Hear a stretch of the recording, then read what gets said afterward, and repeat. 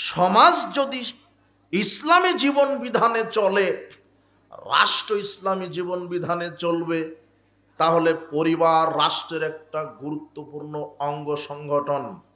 পরিবার হচ্ছে রাষ্ট্রের একটা গুরুত্বপূর্ণ বিধান। ওই বেকুবরা, ওরা কেউ বেকুবেরা, গাধা ওরা, কারা দায়িত্বশীল? আই যুবকরা, ওই জায়গায় ওই মহিলা দরজার সামনে, যুবকরা ওই জায়গায় কি করে? আশ্চর্য কথা। আর এইভাবে কথা বলছেন কেন? গাধা হলে, পশু প্রাণী হলে, ইতর হলে এরকম হয়? পরিবেশ ঠিক রাখেন, মানুষের পরিচয় দেন। যুবকেরা তোমরা সজাগ থাকো। বলছিলাম যুবকদের অবদান সমাজ সংস্কারে। যেখানে অন্ধকার, যেখানে জাহেলিয়াতের অন্ধকার আছে, সেখানে ইসলামের আলো দিয়ে জাহেলিয়াতকে দূর করতে হবে। আর এর জন্য যুবকদের অবদান অপরিসীম। যেখানে সমস্যা, সেখানে সমাধান নিয়ে আসতে হবে। সমাজ আজকে জাহেলিয়াতে জরাজীর্ণ।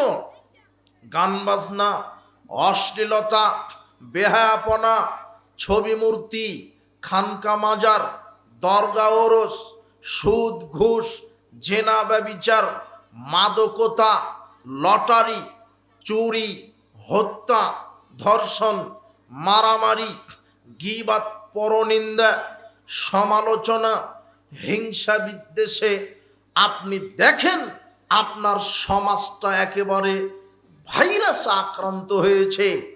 এই সমাজকে পরিবর্তনের জন্য একদল যুবকদের প্রয়োজন, একদল যুবকের শক্তি প্রয়োজন, একদল যুবকের মেধা প্রয়োজন, একদল যুবকের বুদ্ধির প্রয়োজন, একদল যুবকের আন্দোলনের প্রয়োজন, একদল যুবকের রক্তের প্রয়োজন, একদল যুবকের ঐক্যবদ্ধ হয়ে ইসলামী দাওয়াতের ক্ষেত্রে আঞ্জাম দেওয়ার প্রয়োজন।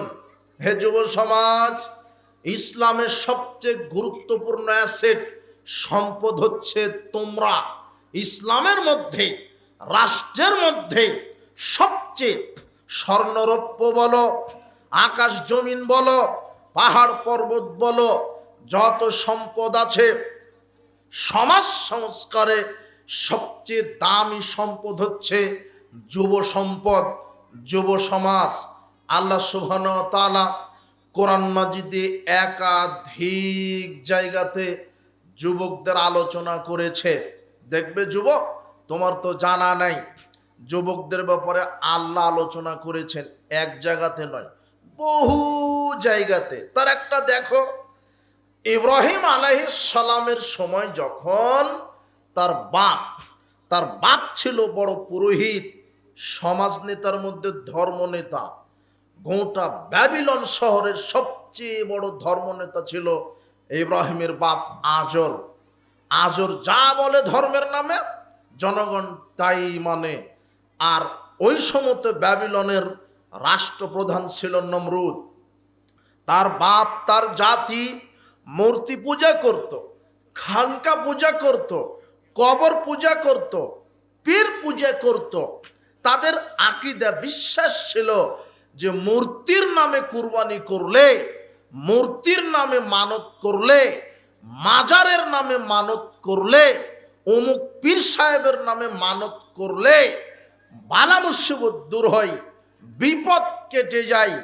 অমুক এই মূর্তির সামনে মাথা নত করলে, মূর্তিকে সেজদা দিলে, মূর্তির নামে পশু কুরবানি করলে, এই মূর্তি আমাদেরকে সুপারিশ করে জান্নাতে নিয়ে যাবে।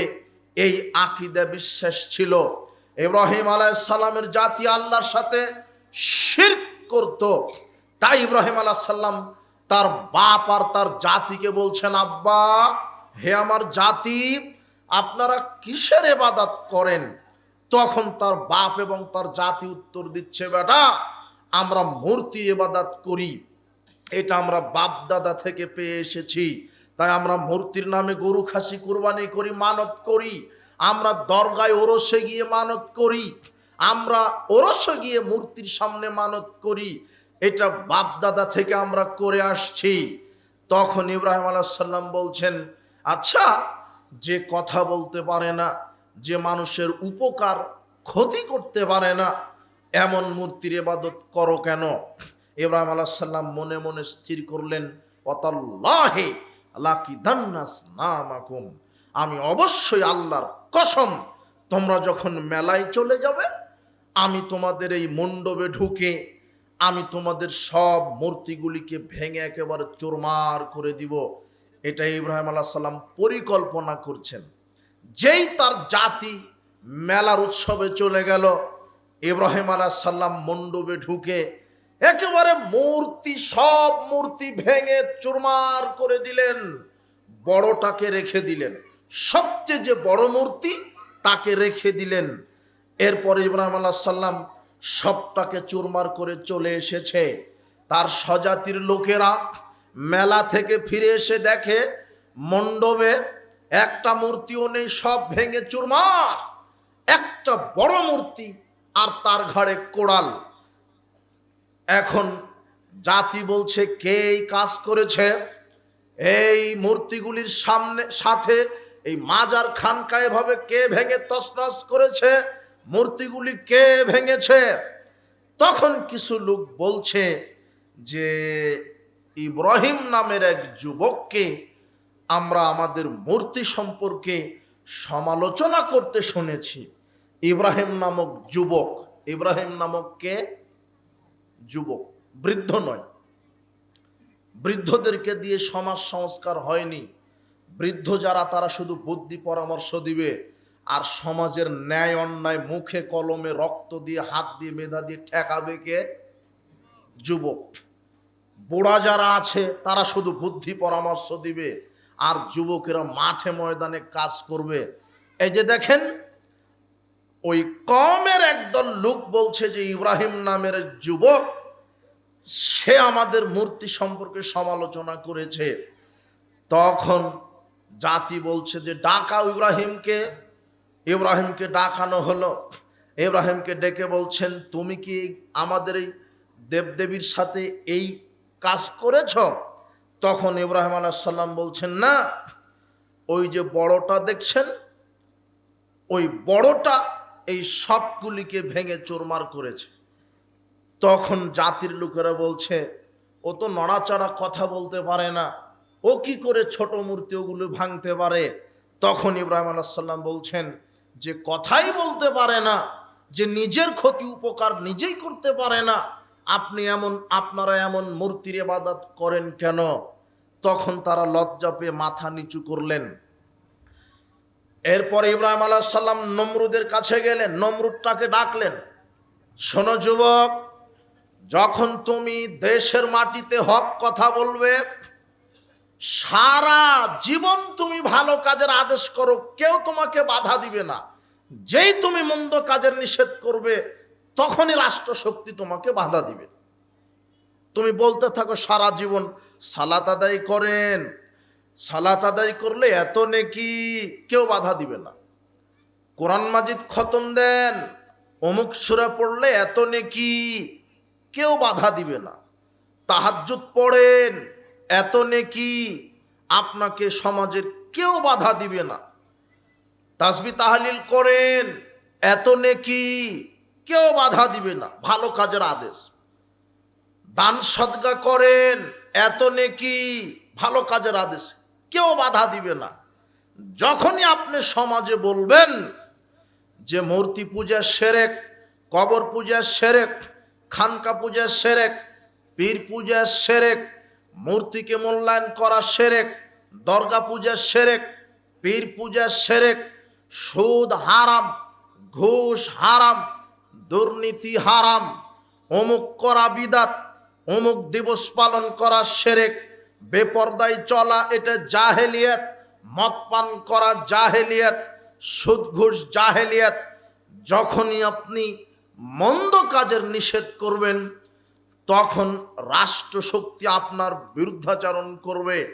ইব্রাহিম আলাইহিস সালাম জাতিকে, রাষ্ট্রশক্তিকে বলেছিলেন মন্দ কাজের নিষেধ করতে বলেছেন, তিনি নিজে মন্দ কাজের নিষেধ করেছেন। বলছে যে মূর্তি পূজা শিরক চলবে না। নমরুদ তখন ডাকালেন ইব্রাহিমকে। ইব্রাহিম আলাইহিস সালাম নমরুদের সামনে গেছেন। নমরুদ জিজ্ঞাসা করছে, ইব্রাহিম তোমার প্রতিপালক কে? তখন ইব্রাহিম আলাইহিস সালাম বলছেন, আমার প্রতিপালক যিনি আকাশ জমিন সৃষ্টি করেছেন তিনি আমার প্রতিপালক। নমরুদ বলছে, আমি যে প্রতিপালক, আমি তো এই জাতির প্রতিপালক। ইব্রাহিম আলাইহিস সালাম বলছেন, না, যিনি আকাশ জমিন সৃষ্টি করেছেন তিনি হচ্ছেন আপনার আমার সবার প্রতিপালক। নমরুদ বলছে, তোমার প্রতিপালক কি করতে পারে? তখন ইব্রাহিম আলাইহিস সালাম বলছেন, আমার প্রতিপালক জীবিতকে মৃত করতে পারে আর মৃতকে জীবিত করতে পারে। তখন নমরুদ বলছে, আমিও পারি। মানে ওই যে ফাঁসির আসামিকে নমরুদ বলে যে ফাঁসি দিও না, তার মানে মৃত্যুদণ্ডপ্রাপ্ত আসামিকে নমরুদ বাঁচিয়ে দিল, আমিও পারি। তখন ইব্রাহিম আলাইহিস সালাম বলছেন, আচ্ছা ঠিক আছে, এটা পারেন তো আমার আল্লাহ পূর্ব দিক থেকে সূর্য উঠিয়ে পশ্চিম দিকে ডুবায়। আপনি যদি প্রতিপালক হন তাহলে আপনি পশ্চিম দিক থেকে সূর্য উঠিয়ে পূর্ব দিকে ডুবিয়ে দেখান তো দেখি। বুহিতাল্লাযী কাফার। তখন নমরুদ হতভম্ব হয়ে গেছে। এখন রাগে শর্মায় বলছে যে হাররিকুহু, আই নমরুদকে ইব্রাহিমকে পুড়িয়ে দাও, আগুন দিয়ে পুড়িয়ে দাও। বিশাল অগ্নিকুণ্ড খনন করা হলো, বিশাল অগ্নিকুণ্ড জ্বালিয়ে দেওয়া হলো। এরপরে রাষ্ট্রশক্তি তাকে আগুনে যখন নিক্ষেপ করছে তখন ইব্রাহিম আলাইহিস সালাম বলছেন, হাসবুনাল্লাহু ওয়া নি'মাল ওয়াকিল, আমার জন্য আল্লাহই যথেষ্ট, তিনি উত্তম কর্মবিধায়ক। ইব্রাহিম আলাইহিস সালাম আল্লাহর উপরে ভরসা করেছেন, আল্লাহ আমাকে বাঁচাবেন। এই জন্য যারা সমাজ সংস্কারক হয়, যারা সমাজে ভালো কাজের আদেশ করে মন্দ কাজের নিষেধ করে, তারা কাউকে ভয় করে না, একমাত্র আল্লাহকে ভয় করে, আল্লাহর উপরে ভরসা করে। ইব্রাহিম আলাইহিস সালাম যেই বললেন হাসবুনাল্লাহু ওয়া নি'মাল ওয়াকিল, আমার জন্য আল্লাহই যথেষ্ট, তখন আল্লাহ আগুনকে বললেন, ইয়া নার কুনি বারদাও ওয়া সালামান আলা ইব্রাহিম, হে আগুন আমার ইব্রাহিমের জন্য শান্তিদায়ক আরামদায়ক ঠান্ডা হয়ে যাও। আগুন ঠান্ডা হয়ে গেল। আগুন তো গরমও পুড়িয়ে দিতে পারে, কিন্তু আগুনের স্রষ্টা নমরুদ নাকি আল্লাহ? তাহলে আগুন শুনবে কার কথা? এই যে দেখো যুবকের ভূমিকা, রাষ্ট্রশক্তি বাধা দিবে, সমাজের কিছু মোনাফেক আছে তারা বাধা দিবে, তারা চাইবে যে তোমার এই ইসলামী সম্মেলনটা না হোক, তারা চাইবে, তারা তোমার বিরুদ্ধাচরণ করবে। তবু আল্লাহর উপরে ভরসা করে সমাজ থেকে জাহেলিয়াত দূর করতে আর ইসলামের আলোকে ছড়িয়ে দিতে তোমাকে প্রাণপণে চেষ্টা করতে হবে। হে যুব সমাজ, আল্লাহ তোমাকে ইসলামের উপরে কবুল করুন। উপস্থিত বৈঠকের মুসলিম দিনী ভাই বোন, এইভাবে ইব্রাহিম নামক যুবক, যিনি আমাদের নবীদের বাপ আবুল আম্বিয়া ইব্রাহিম আলাইহিস সালাম, এইভাবে সমাজে অন্যায়ের বিরুদ্ধে কথা বলেছেন। এরপরে দেখাই আরো যুবকের ঘটনা আছে, আসহাবে কাহাফের ঘটনা। আসহাবে কাহাফের ঘটনা কি? আসহাবে কাহাফ গুহাবাসীর ঘটনা সূরা কাহাফে উল্লেখ করা হয়েছে। কোরআন মাজিদ আল্লাহ বলছেন, মুহাম্মদ সাল্লাল্লাহু আলাইহি সাল্লাম, আমরা আপনাকে আসহাবে কাহাফের ঘটনা বর্ণনা করছি সুন্দরভাবে। তারা ছিল একদল যুবক, তারা সম্ভ্রান্ত পরিবারের ছিল, তাদের জাতি মূর্তি পূজা করত, খানকা পূজা করত, শিরকি কর্মকাণ্ডে লিপ্ত ছিল, তাদের জাতি জাহেলিয়াতের কর্মকাণ্ডে লিপ্ত ছিল। একদিন ওই একদল যুবক তাদের ওই মূর্তির মেলাতে উপস্থিত হয়েছে, মূর্তির সামনে সেজদা করে, মূর্তির সামনে মূর্তিকে সামনে রেখে প্রার্থনা করে। তখন একদল যুবক মেলা থেকে উঠে বলছেন, আমরা যদি আল্লাহকে বাদ দিয়ে এই মূর্তি পূজা করি তাহলে এটা অনর্থক কাজ হবে। আমরা যদি আল্লাহকে বাদ দিয়ে আমরা যদি মূর্তির ইবাদত করি তাহলে অনর্থক কাজ হবে। এই মূর্তি কোনো উপকার ক্ষতি করার ক্ষমতা রাখে না। আকাশ জমিনের স্রষ্টা আল্লাহ, হে আমার জাতি, তোমরা যদি সত্যবাদী হও তাহলে যুক্তি দলিল প্রমাণ দিয়ে প্রমাণ করো এই মূর্তিগুলি তোমাদের রব, অথচ এই মূর্তি তোমাদের ক্ষতি উপকার করতে পারে না। আকাশ জমিনের স্রষ্টা আল্লাহ, সে আল্লাহর দিকে ফিরে যেতে হবে। এইভাবে যুবকেরা তাদের কওমকে মন্দ কাজের নিষেধ করলেন। সেই সময়ের যে রাষ্ট্রশক্তি ঘোষণা দিল, এই একদল যুবককে গ্রেফতার করে জেলখানায় ঢুকাও। তখন আল্লাহ এই যুবক দলের উপর ইলহাম করে বললেন, তোমরা অমুক গুহার ভিতরে গিয়ে আশ্রয় নাও। তখন যুবকেরা বলছেন, প্রতিপালক, আমাদের জন্য তুমি কাজটাকে সহজ করো। যখন যুবকরা ঈমান আনলেন, আল্লাহ বলছেন, আমি যুবকদের হেদায়েতকে বাড়িয়ে দিলাম, তাদেরকে আমি গুহাতে আশ্রয় দিলাম। গুহাতে তারা ঘুমিয়ে গেল। তাদের সাথে ছিল একটা কুকুর। গুহার মুখে কুকুরটা দুই পাটা বিছিয়ে দিয়ে এমনভাবে বসে আছে যাতে কেউ বুঝতে না পারে যে গুহার ভিতরে যুবকেরা ঘুমাচ্ছে। যুবকেরা ঘুমাচ্ছে তো ঘুমাচ্ছেই। একটা যুবক দল ঘুম থেকে উঠে পরস্পরকে জিজ্ঞাসা করছে, বন্ধু, আমরা কতদিন থেকে ঘুমাচ্ছি? তখন এক যুবক বলছে, এক সন্ধ্যা থেকে এক সকাল বা কিছু মুহূর্ত। তারা তো বুঝতে পারছে না যে গুহাতে কত বছর ছিল। আল্লাহ বলছেন কোরআন মাজিদে, আমি তাদেরকে ঘুমিয়ে রেখেছিলাম 309 বছর। কত বছর? 309 বছর আমি তাদেরকে ঘুমিয়ে রেখেছি। তারা জাতির সামনে ধরা খেয়ে গেল। কিভাবে? 309 বছর পরে গুহা থেকে ঘুম থেকে উঠে সবাই ক্ষুধার্ত। একজন বন্ধু যে সবচেয়ে বিচক্ষণ তাকে বলছেন, 309 বছর পূর্বের মুদ্রা তাদের পকেটে ছিল। মুদ্রাটা বাহির করে বলছে, বন্ধু, বাজারে গিয়ে ভালো মানের খাবার কিনে নিয়ে আসো, আমরা ক্ষুধার্ত। বন্ধু গেছে, খাদ্য কিনে যখন মুদ্রাটা বাহির করেছে, দোকানদার বলছে, এই মুদ্রা কোথায় পেলে? এই মুদ্রা তো এই যুগের নয়, এটা তো শত শত বছর পূর্বের মুদ্রা, কোথায় পেয়েছ? তখন পরিস্থিতি একেবারে প্রকাশ পেয়ে গেছে। তখন যুবকেরা বলছে যে এই ঘটনা, আমরা আমাদের জাতি শিরক করত, সেখান থেকে আমরা পালিয়ে এসেছি, আমরা গুহাতে আশ্রয় নিয়েছি, আমরা আল্লাহর প্রতি ঈমান এনেছি। যুবক, তোমাদের মতো যুবক, তারা আল্লাহর সাথে শিরক করেনি। এই ঘটনা থেকে প্রমাণ হয় যে সমাজে অন্যায়ের বিরুদ্ধে তোমাকে কথা বলতে হবে। একদল যুবক সমাজে অন্যায়ের বিরুদ্ধে কথা বলেছে, তাই তো রাষ্ট্রশক্তি তাকে ধরার, তাদেরকে গ্রেফতার করার পরোয়ানা জারি করেছিল। কিন্তু এই ঘটনা থেকে যুবকদের 1 নম্বর শিক্ষা, যুবকদের সমাজে অন্যায়ের বিরুদ্ধে অবস্থান করতে হবে। 2, ভালো কাজের আদেশ করতে হবে, মন্দ কাজের নিষেধ করতে হবে। 3 নম্বর শিক্ষা, মন্দ কাজের নিষেধ করতে গেলে পরিবার, সমাজ, রাষ্ট্র বাধা হয়ে দাঁড়াবে, এটা ঠিক। 4 নম্বর শিক্ষা, পরিবার, সমাজ, রাষ্ট্র যদি বাধা হয়ে দাঁড়ায়, প্রয়োজনে হিজরত করতে হবে, তবু বাতিলের সাথে আপোষ করা যাবে না। ওই এলাকা থেকে অন্য এলাকায় চলে যেতে হবে যেখানে ইসলাম মানতে কোনো সমস্যা হয় না। 5 নম্বর শিক্ষা, একমাত্র ভরসা করতে হবে আল্লাহর উপরে। কার উপরে? এই একদল যুবক কার উপরে ভরসা করেছিলেন? আল্লাহর উপরে।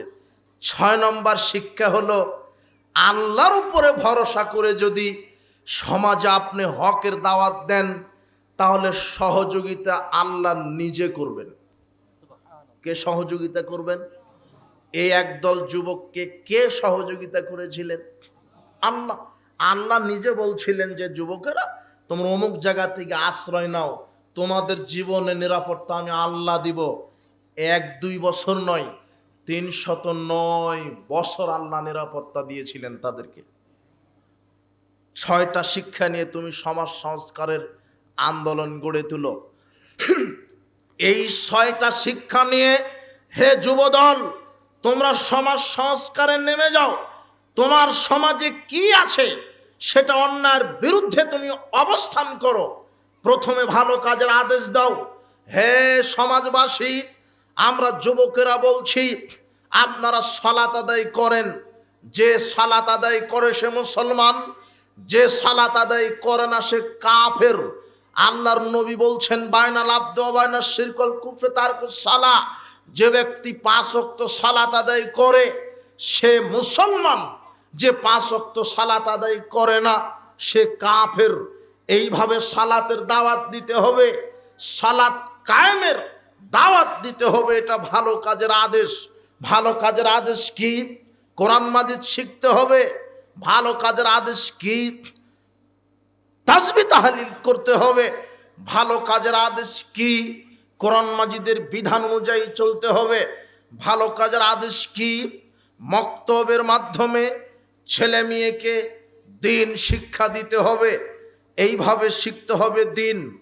ছেলে মেয়েকে শিখাতে হবে বিসমিল্লাহ বলে খেতে হয়, ডান হাতে খেতে হয়, পাশ থেকে খেতে হয়, খাওয়া শেষ আলহামদুলিল্লাহ বলতে হয়, ঘুমানোর দোয়া বলে ঘুমাতে হয়, আল্লাহুম্মা বিসমিকা আমুতু আহিয়া বলে ঘুমাতে হয়, ডান কাতে ঘুমাতে হয়, পেশাব পায়খানায় যাওয়ার সময় দোয়া বলে ঘুমাতে হয়, পেশাব পায়খানা যাওয়ার সময় দোয়া বলে প্রবেশ করতে হয়, পেশাব পায়খানা থেকে বের হয়ে দোয়া বলতে হয়। আপনার এইভাবে ওযু করতে হয়, এইভাবে সালাত আদায় করতে হয়, এইভাবে ভালো কাজের আদেশ, সুন্দর শিষ্টাচারও শিক্ষা দিতে হবে। সত্য কথা বলো, সত্যভাবে চলো, মানুষের সাথে ভালো আচরণ করো, মানুষের সাথে নম্র আচরণ করো। এগুলি ভালো আদেশ। এরপরে যুবকদের অবদান, মন্দ কাজের নিষেধ সমাজে বলতে হবে। শোনেন সমাজবাসী, সুদ হারাম, সুদ খাওয়া হারাম, সুদ খাওয়া যাবে না। যে ব্যক্তি সুদ খায় তার উপর আল্লাহর নবীর লানত। যে ব্যক্তি সুদ দাতা, সুদ গ্রহীতা, সুদের লেখক, সুদের সাক্ষী, এরা সমান অপরাধী। 1 টাকা সুদ খেলে 36 বারের বেশি জেনা করা হয়। আল্লাহর নবী বলছেন দিরহামুর রিবা ইয়াকুলহুর রাজুল ওয়া হুয়া ইয়ালাম আসাদ্দু মিন সিত্তাতি হালাসিনা জিনিয়াতান। কোন পুরুষ ব্যক্তি যদি জেনে শুনে 1 টাকা সুদ খায় তাহলে 36 বারেরও বেশি জেনা করার মতো পাপ করলো। আর রিবা উসাবনা জুজান, সুদের পাপের 70টি স্তর আছে। আইসারুহা ইয়ানকাহ রাজুলুম মাহু, সবচেয়ে ছোট স্তর হলো নিজের মায়ের সাথে জেনা করা। আপনার সমাজে কি সুদখোর নাই? আল্লাহ তাকে হেদায়েত দান করুন। সুদখোর মানে বোঝেন কি? যে সুদ খায়, যে সুদের উপরে অর্থ পরিচালনা করে। সুদের নিষেধ করতে হবে, ঘুষ থেকে নিষেধ করতে হবে, গান বাজনা থেকে নিষেধ করতে হবে। হে যুবকেরা, তোমরা ঐক্যবদ্ধভাবে সমাজে আন্দোলন সৃষ্টি করো। তোমরা নিজেরা জাহেলিয়ত থেকে বেঁচে থাকো। তোমরা বলো গান বাজনা জাহেলিয়ত। আল্লাহ বলছেন ওয়ামিনান নাসি মাইয়াশতারি লাহওয়াল হাদিস লিউযিল্লু আন সাবিলিল্লাহি বিগাইরি ইলম। মানুষের মধ্যে কিছু মানুষ আছে যারা অশ্লীল গান বাজনা বাদ্যযন্ত্র বাজায়। বিবাহের বৈঠকে গান বাজে না, বিবাহের বৈঠকে গান বাজনা বাদ্যযন্ত্র বাজে। বিবাহের বৈঠকে বাজে, আপনার ওই বিবাহ দিবসে বাজে, পহেলা বৈশাখে বাজে, 31st নাইটে বাজে, প্রত্যেকটা উৎসবে গান বাজনা বাদ্যযন্ত্র বাজে। অথচ আল্লাহর নবী বলছেন যারা গান বাজনা বাদ্যযন্ত্র বাজায় এরা দেখতে মানুষ, এদের আচরণ হলো শুয়োর এবং বানরের মতো। কাদের মতো? কথা বোঝা গেল না মনে হয়? আল্লাহর নবী এই কথা বলছেন, হাদিস ইবনে মাজার 4020 নম্বর হাদিস। তোমাকে পড়তে হবে, তোমার সমাজের নেতাকে পড়তে হবে, মসজিদের হুজুরকে হাদিস পড়তে হবে। আল্লাহর নবী বলছেন যারা গান বাজনা বাদ্যযন্ত্র বাজায়, অশ্লীলতা বাজায়, অশ্লীল গান বাজনা বাজায়, দেখেন বিবাহের অনুষ্ঠানে বাদ্যযন্ত্র বাজে, দেখেন বিবাহ দিবসে বাদ্যযন্ত্র বাজে, দেখেন পয়লা বৈশাখে বাদ্যযন্ত্র বাজে, দেখেন 31st নাইটে বাদ্যযন্ত্র বাজে। আরে আপনি তো মুসলমান, আপনার এই সমাজটাও মুসলমান, যেই বেটির বিবাহ হচ্ছে ওই বেটি মুসলমান, ওর বাপ মুসলমান, ওই বিবাহের অনুষ্ঠানে যারা আছে সবাই মুসলমান। বিধান মানতে হতো আল্লাহর, কিন্তু ওখানে নষ্টামি শুরু হয়েছে। খালাতো বোন খালাতো ভাই, মামাতো বোন মামাতো ভাই লুচ্ছিমি করে, নগ্ন হয়ে নাচ গান করে, বেহায়াপনা করে। আল্লাহর নবী বলছেন যারা গান বাজনা বাদ্যযন্ত্র শোনে বাজায়, ইয়াজালু মিনহুমুল কিরদাতুল খানাজির, ওরা দেখতে মানুষ কিন্তু ওদের আচরণ হলো শূকর এবং বানরের মতো। ওরা হলো শূকর, ওরা হলো বানর। আল্লাহ কোরআন মাজিদ ওর চাইতে আরো কঠিন ভাষা প্রয়োগ করেছেন। আল্লাহ বলছেন লাহুম কুলুবুল লা ইয়াফকাহুনা বিহা, যাদের বিবেক আছে বিবেক দ্বারা বোঝার চেষ্টা করে না। লাহুম আয়নুল লা ইউবসিরুনা বিহা, যাদের চোখ আছে চোখ দিয়ে দেখার চেষ্টা করে না, যাদের কান আছে কান দিয়ে শোনে না। এক শ্রেণীর সমাজের ব্যক্তিরা বলে মাওলানা সাহেবেরা এইভাবে বক্তৃতা দিয়েই থাকে, আমরা শুনবো না মানবো না, ওদের বক্তৃতা দেওয়ার কথা দিক, আমরা জুমার দিনে যাব, ও মাওলানা সাহেব খুতবা দিচ্ছে, ওর কথা কানে নিব না শুনবো না। মাওলানা সাহেব বলছে গান বাজনা শ্রবণ করা যাবে না, তবুও বাজাই। আল্লাহর নবী বলছেন ও হলো কুকুর, ও হলো শুয়োর, ও হলো বানর। আর আল্লাহ কোরআন মাজিদে বলছেন যে যাদের বিবেক থাকার পরও ভালো মন্দ বুঝে না, যাদের চক্ষু থাকার পরও কোরআন হাদিস দেখে না, যাদের কান থাকার পরও ভালো মন্দ শোনে, ভালোটা গ্রহণ করে না, উলাইকা কাল আনআম, এরা হলো চতুষ্পদ জানোয়ার মানে শুয়োর, এরা হলো চতুষ্পদ জানোয়ার মানে বানর, এরা হলো চতুষ্পদ জানোয়ার মানে গরু ছাগল। বালহুম আদাল, বরং গরু ছাগলের চেয়ে খারাপ। বলেন তো যে গান বাজনা বাজাচ্ছে অশ্লীল, ও মানুষ না গরু ছাগল? বোঝা গেল না মনে হয়? বুঝবেন কি করে? আপনার মোবাইলে যে গান বাজে, আপনার বেটিকে ল্যাংটা করে সাজিয়ে গান বাজনা বাজিয়ে বিবাহ দিয়েছেন, আল্লাহর নবী বলছেন ওদের স্বভাব চরিত্র হবে কি শূকর এবং বানরের মতো। আর আল্লাহ বলছেন বালহুম আদাল, বরং শূকর বানরের চাইতেও খারাপ। কেন? শূকর বানরের বিবেক নাই, আর মানুষের কি আছে? শূকর বানরের কি নাই? বিবেক নাই। মানুষের কি আছে? বিবেক আছে। জাহেলিয়াতের বিরুদ্ধে কথা বলতে হবে যুব সমাজ। গান বাজনা জাহেলিয়াত। আবু মামা বাহিলি রাদিয়াল্লাহু আনহু বলছেন রাসূল সাল্লাল্লাহু আলাইহি ওয়াসাল্লাম বলেছেন লা তাবিউল কাইনাত, গান বাজনা ওয়ালা তাশতারুহুন্না, ক্রয় বিক্রয় করো না। নায়িকা গায়িকাকে, নর্তকী গায়িকা নায়িকাকে, যারা নাট্যকার, যারা সিনেমা বানায়, এদেরকে ক্রয় বিক্রয় করো না। অত আল্লিমুহুন্না, ছেলে মেয়েকে গান বাজনা শিখিয়ে দিও না। সামানুহুন্না হারাম, গান বাজনার ব্যবসা হারাম, নাটক সিনেমার ব্যবসা হারাম, অশ্লীল বাদ্যযন্ত্রের ব্যবসা হারাম। আল্লাহর নবী বলছেন ছেলে মেয়েকে গান বাজনা শিখিয়ে দিও না। আপনার টিভিতে গান বাজনা বাজে, মোবাইলে বাজে, ক্যাসেটে বাজে, বিবাহ বৈঠকে গান বাজনা বাজে, অমুক দিবসে গান বাজনা বাজে। আল্লাহর নবী বলছেন যারা গান বাজনা বাদ্যযন্ত্র বাজায় এদের আচরণ হলো শূকর এবং বানরের মতো। বলেন তো ওদের আচরণ কার মতো? শূকর এবং বানর। যুবক, ঐক্যবদ্ধ হও। মসজিদের যে ইমাম আছে, মসজিদের যে সভাপতি আছে, মসজিদের যে সেক্রেটারি আছে, এদেরকে বলো যে ইমাম সাহেব আপনি জানেন না গান বাজনা হারাম? তো হ্যাঁ, তাহলে আপনি আজ থেকে নিয়ত করেন, যেই বিবাহ বৈঠকে গান বাজনা বাদ্যযন্ত্র বাজে ওই বিবাহ আমি পড়াবো না। আপনি নিয়ত করেন। গ্রাম্য সর্দার, আপনি কি জানেন না অশ্লীল গান বাজনা বাদ্যযন্ত্র বাজানো হারাম? আপনি জানেন না? গ্রাম্য সর্দার বলবে হ্যাঁ। তখন যুবকেরা বলতে হবে, গ্রাম্য সর্দার সাহেব, আপনি সামাজিকভাবে আইন করেন যে আমার সমাজে বিবাহ বৈঠকে গান বাজনা বাদ্যযন্ত্র বাজবে না। যদি কেউ বাজায় তাহলে ওখানে গিয়ে লাথি মেরে ওই বাদ্যযন্ত্রটা ভেঙে দেওয়া হবে। এটা হলো গ্রাম্য সর্দারের ভূমিকা। কি করে গ্রাম্য সর্দার ভূমিকা পালন করবে? গ্রাম্য সরকার নিজেই তার মেয়েকে বিবাহ দিয়েছে লুচ্চামি করে, ওর বেটিকেই বিবাহ দিয়েছে ল্যাংটা করে। ওকে সর্দার বানায়ছেন কেন?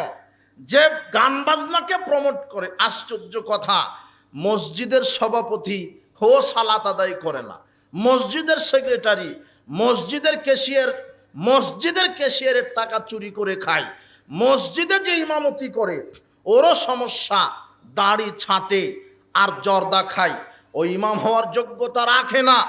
যেই সর্দার সালাত আদায় করে না, যেই সর্দার 5 ওয়াক্ত জামাতে সালাত আদায় করে না, ও মসজিদের দায়িত্বশীল হওয়া বহুদূরের কথা, ওকে টয়লেটের দায়িত্ব দিলে কাবিরা গুনাহ হবে। কথা বোঝা গেল না মনে হয়? কথা আশ্চর্য কথা। বেনামাজি কি করে মসজিদের দায়িত্বশীল হতে পারে? বেনামাজি কি করে ওই ক্যাশিয়ার হতে পারে? বেনামাজি কি করে সেক্রেটারি হতে পারে? আর মসজিদের ইমাম কি করে দাড়ি ছাড়তে পারে আর জর্দা খেতে পারে? হারামখোর, ওই ইমাম হারামখোর। আশ্চর্য কথা, যে জর্দা খায় আল্লাহ বলছেন বিবেক দিয়ে বুঝলো না, আরে রুচিবোধ নাই। এমন খাদ্য যেটা কুকুর শিগালে খায় না সেটা মসজিদের হুজুর খায় আর বলে মাকরু। বেটা তোমার হুজুরই মাকরু, জর্দা মাকরু নয়, তোমার হুজুরই মাকরু। তোমার হুজুরকে ইমামতি করার যোগ্যতা নাই তোমার হুজুরের। ও জর্দা খায়, ও দাড়ি ছাটে, ও হক কথা বলার সাহস রাখে না, ও ভয় করে যে হক কথা বললে ইমামতি থাকবে না। বেটা এরকম হাজারটা ইমামতি চলে যাক, তাও জাহেলিয়াতকে লাথি মেরে সমাজের বুকে টিকে থাকার নাম হচ্ছে বাঘের বাপ। বেটা সমাজে জাহেলিয়াতকে লাথি মারো। ইমাম হতে হবে নির্ভীক, সর্দার হতে হবে নির্ভীক। কোনো লেজুর থাকবে না, কোনো চামচাগিরি থাকবে না, কোনো মানুষকে ভয় করা যাবে না। একেবারে মর্দে মুজাহিদের মতো হক কথা বলে যেতে হবে। বলতে হবে, শোনা গ্রাম্য সর্দার, আপনাকে বলছি আগামীকাল আপনি নিজে সংশোধন হন, সামাজিক আইন জারি করেন। আজ থেকে যদি কারো বিবাহ বৈঠকে বাদ্যযন্ত্র বাজে তাহলে এলাকার লোক গিয়ে লাথি মেরে গান বাজনাকে কবর দিবে, এটা আপনি বলেন। আর ওই বিবাহ অনুষ্ঠানে ইমাম সাহেব বিবাহ পড়াতে যাবে না। এটা হলো সমাজ সংস্কার। এরপরে মাদক সংস্কার, মাদক খাবে না। বিড়ি সিগারেট জর্দাগুল ইয়াবা ফেন্সিডিল হারাম, কিন্তু সবাই যে খায়, সবাই খাচ্ছে বিড়ি সিগারেট জর্দাগুল, কেউ মনে করছে না যে এটা হারাম। আর আল্লাহর নবী এই কথা বলেছেন, ইয়াতি আলান নাসে জামান লাইবালুল মারু আখাযা মিনহু আমিনাল হালাল আমিনাল হারাম। এমন একটা সময় মানুষের উপরে চলে আসবে, মানুষ বিবেচনায় আনবে না কোনটা হালাল কোনটা হারাম। এমন একটা সময় সমাজে চলে আসবে, মানুষ বিবেচনায় আনবে না কোনটা হালাল কোনটা হারাম। দিব্যি মাদক সেবন করছে, বিড়ি সিগারেট জর্দাগুল ইয়াবা ফেন্সিডিল খায়, ও মনেই করে না এটা হারাম, অথচ বিড়ি সিগারেট জর্দাগুল খাওয়া হারাম। এর ভিতরে নেশা আছে, বিড়ি সিগারেট জর্দাগুল খাওয়া হারাম। আল্লাহর নবী বলছেন, যে ব্যক্তি একবার মাদক মুখে দিবে আল্লাহ 40 দিন তার সাথে সন্তুষ্ট থাকবেন না, 40 দিন তার নিকট থেকে মুখ ফিরিয়ে নেবেন। মান শারবাল খামরা সাকিরা লাম তুকবাল্লাহু সালাতুন আবানা সাবাহান। যে ব্যক্তি একবার মাদক মুখে দিল তার 40 দিনের কোনো নফল ফরজ ইবাদত কবুল হবে না, তার 40 দিনের কোনো সালাত কবুল হবে না। আপনি দেখেন সমাজে প্রায় হারামখোর, বিড়িখোর, সিগারেটখোর, কেউ বা সুদখোর, কেউ বা গুলখোর, কেউ বা জর্দাখোর, কেউ বা ঘুষখোর। আপনি সমাজে হালালখোর পাওয়াই কঠিন, প্রায় হারামখোর। তাই তো আল্লাহর নবী বলছেন, ইয়াতি আলান নাসে জামান, মানুষের উপর একটা সময় আসবে, ইস্তামিউনা ইসাল্লুনা ফিল মাসাজিদ, মসজিদ পরিপূর্ণ হয়ে সালাত আদায় করবে, ওয়া লাইসা ফিহি মুমিন, কিন্তু কারো ভিতরে ঈমান থাকবে না। মসজিদ ভরা মুসল্লি থাকবে, ভিতরে ঈমান থাকবে না। মানে ও সালাত আদায় করে সুদও খায়, ও সালাত আদায় করে ঘুষও খায়, ও সালাত আদায় করে দুর্নীতিও করে। আরে মাদ্রাসার প্রিন্সিপাল হেডমাস্টার, ও মাদ্রাসার টাকা চুরি করে। মসজিদের ক্যাশিয়ার মসজিদের টাকা চুরি করে। আপনার হলো এই দেশের নেতা নেত্রী জনগণের টাকা চুরি করে, ও সুদখোর ঘুষখোর। আরে মসজিদের দায়িত্বশীল, ও হলো সুদ খায়, ঘুষ খায়, মাদক খায়। আরে হলো প্রথম কাতারের মুসল্লি, ওর জায়নামাজটা দামি, জুব্বাটা দামি, ও প্রথম কাতারের মুসল্লি, অথচ হারামখোর। আল্লাহর নবী বলছেন মসজিদ পরিপূর্ণ মুসল্লি থাকবে, ভিতরে কি থাকবে না? দেখেন আপনি সমাজে 10 ব্যাটারির টর্চ লাইট দিয়ে লক্ষ্য করে দেখেন, হালাল খুর পাওয়াই কঠিন, একেবারে হালাল খুর পাওয়াই কঠিন। কেউ বা বিড়ি খুর, কেউ বা সিগারেট খুর, কেউ বা ইয়াবা খুর। আশ্চর্য কথা, আপনাকে কি দিয়ে বুঝাই? এই যুবক, তুমি সিগারেট খাও, তুমি নিজে আগে পরিবর্তন হও, এরপরে সমাজ পরিবর্তনে নিজেকে অগ্রগণ্য করে ভূমিকা পালন করো। তুমি যে সিগারেট খাও, ওই সিগারেট কুকুরে খায় না, তুমি খাও। দেখো কুকুরকে দাও, কুকুর পেশাব করে দিতে রাজি আছে, তাও কুকুর সিগারেটটা মুখে দিতে রাজি নেই। সেটা তুমি খাও, তোমার বাপ খায়, তোমার হেডমাস্টার খায়। আর সমাজে যার টাকা যত বেশি, তার গাঁজার পাওয়ারও তত বেশি।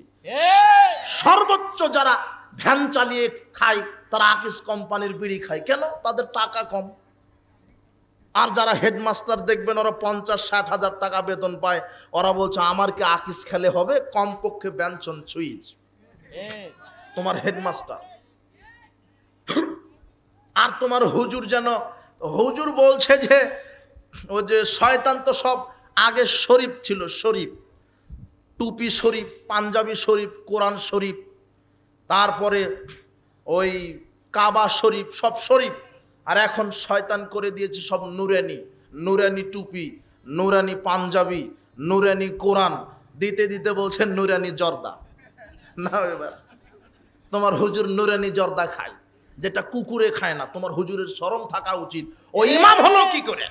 ও ইমাম হয় কি করে যে জর্দা খায়? ও হারামখোর। ও ইমাম হয় কি করে? ওর ইমামতির যোগ্যতা নাই যে জর্দা খায়। জর্দা হারাম, যেটা মানুষ ছাড়া দ্বিতীয় কোনো প্রাণী খায় না। নাহলে সকালে পরীক্ষা করো, তোমার বাপ খায় সিগারেট, তোমার দাদি খায় জর্দা গুল, তোমার হুজুর খায় জর্দা, তোমার বাপ খায় জর্দা, তুমি খাও সিগারেট, তোমার হেডমাস্টার খায় সিগারেট, তোমার বাপ, বেটা, হেডমাস্টার, তোমার হুজুর সবাই কুকুরকে তোমাদের খাদ্যটা দাও, দেখো কুকুর মুখ ফাটকে চলে যাবে, তবু জর্দাটা মুখে দিবে না, সেটা তোমরা বাপ বেটা খাও।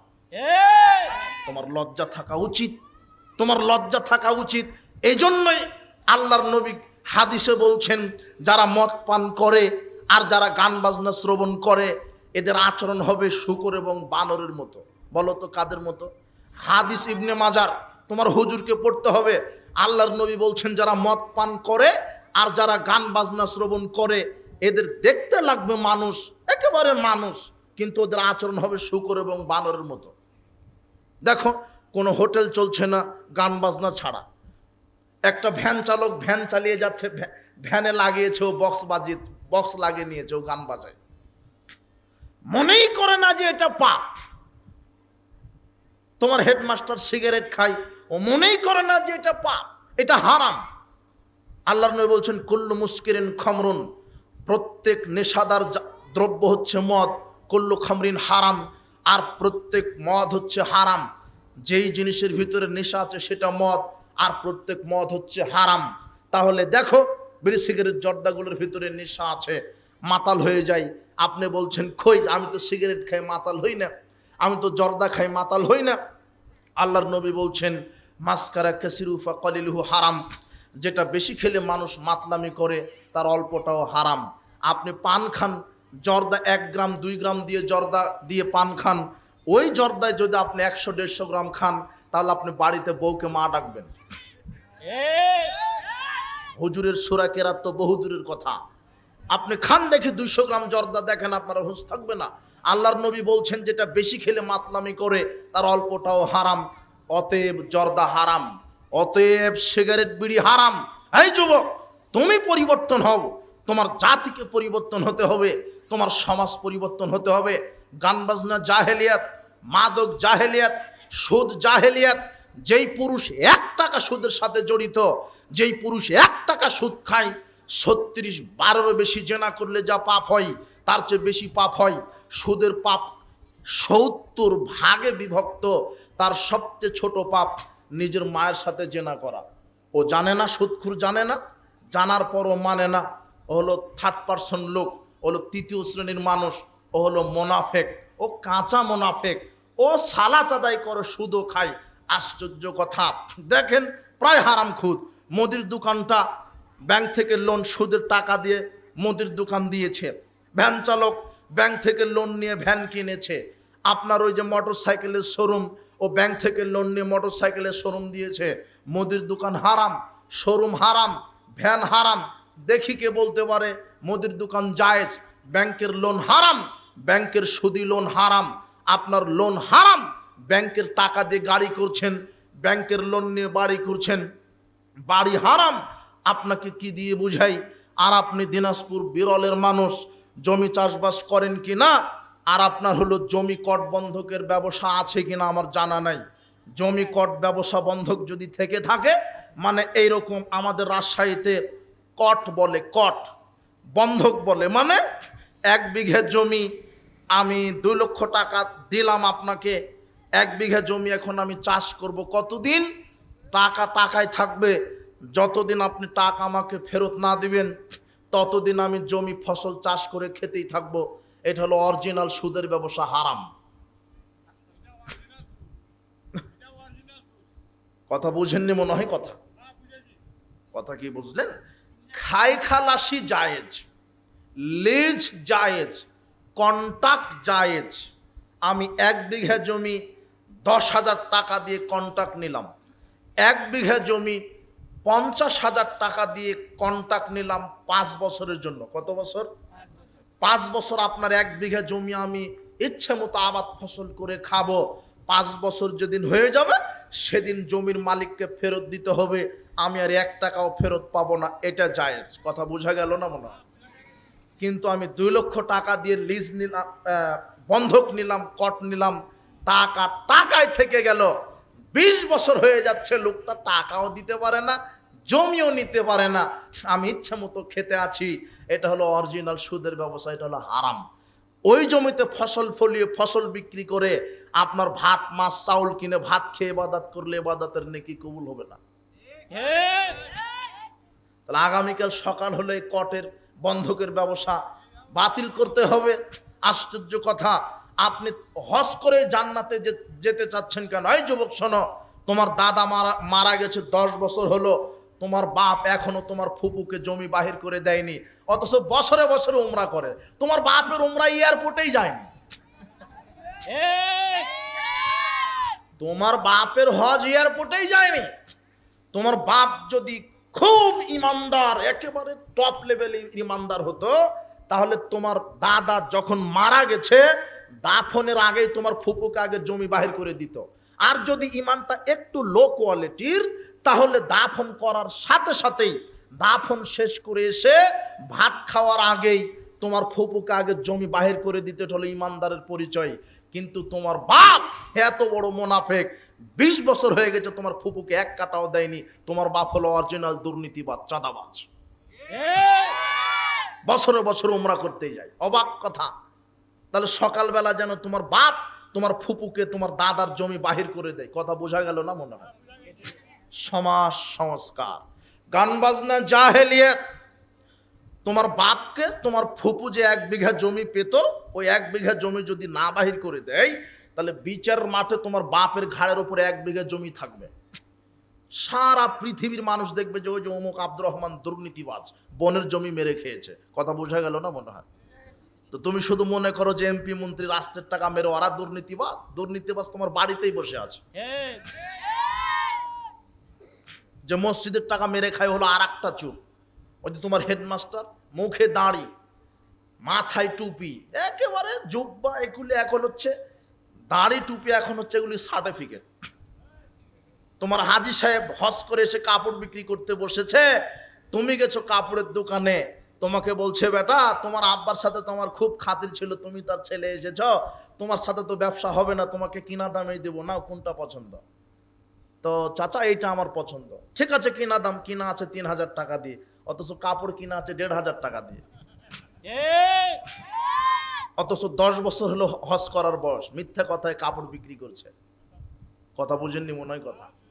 আর আপনি হাটে গরু নিয়ে গেছেন, গরু বিক্রি করবেন, গরুটা যেদিন বাছুর দিয়েছে, প্রসব করেছে, সেদিন দুধ খাওয়ালেন। বাছুরের বয়স 1 মাস হয়েছে, 1 মাস পর্যন্ত দুধ খাওয়ানোর পরে এখন চিন্তা করছেন যে বাছুর আর এই বাছুরের মাকে বিক্রি করতে হবে। এখন আপনি গাভীটাকে নিয়ে গেছেন বাজারে, যেদিন বাজারে নিয়ে যাবেন সেই দিনের পূর্বে 3 দিন বাছুরকে দুধ দেননি, আটকে রেখেছেন দুধ, পালানটা মোটা হয়ে আছে। বাজারে গিয়ে বলছেন আমার গাভী 10 কেজি দুধ দেয়। বিশ্বাস না হয় দেখাই, তো দেখান। এইভাবে দহন করে দেখা গেল যে 8 কেজি বের হয়েছে। তখন আপনি বলছেন 8 কেজি হয়েছে, বাড়িতে গিয়ে আরো একটু ভালো করে খাওয়ালে 10 কেজি হবে। কিন্তু 8 কেজির পিছনে কয়দিন বাছুর আটকানো ছিল? 3 দিন। 3 দিন। এটা চিটার, এটা বাটপার। এই বলে গাভীটা বিক্রি করে দিলেন। সমাজে জাহেলিয়াতে পরিপূর্ণ, চিটার বাটপারে পরিপূর্ণ, অবাক। সব জায়গাতে জাহেলিয়াত ছিটাছিটি হয়ে আছে। হে যুব সমাজ, তোমাদের ঐক্যবদ্ধ হয়ে সমাজ সংস্কারে এগিয়ে আসতে হবে। সামাজিক জাহেলিয়াত, গান বাজনা জাহেলিয়াত, মদ পান জাহেলিয়াত, জেনা ব্যভিচার জাহেলিয়াত। জেনা ব্যভিচার বৃষ্টির কণার মতো পতিত হচ্ছে। জেনা থেকে বেঁচে থাকেন। লা তাকরাবুজ জেনা, আল্লাহ বলছেন তোমরা জেনার নিকটবর্তী হও না।